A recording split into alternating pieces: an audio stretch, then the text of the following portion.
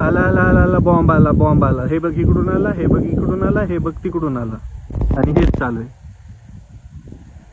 हे चालू आहे आपल्या भारतीय मीडियामध्ये.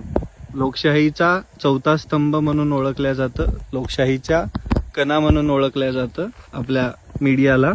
आणि मीडिया 99% बातम्या खोट्या देत आहे. माझं भारतातल्या त्या प्रत्येक नागरिकांना आव्हान आहे, खोट्या बातम्यांवरती विश्वास ठेवू नका.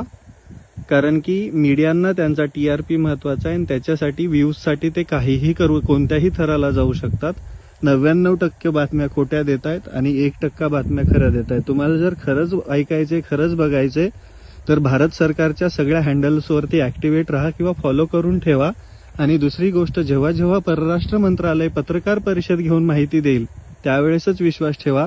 मीडिया सैनिकांच्या किंवा लष्कराच्या हालचाली पण दाखवते आणि ते अत्यंत चुकीचे असं मला वाटतं.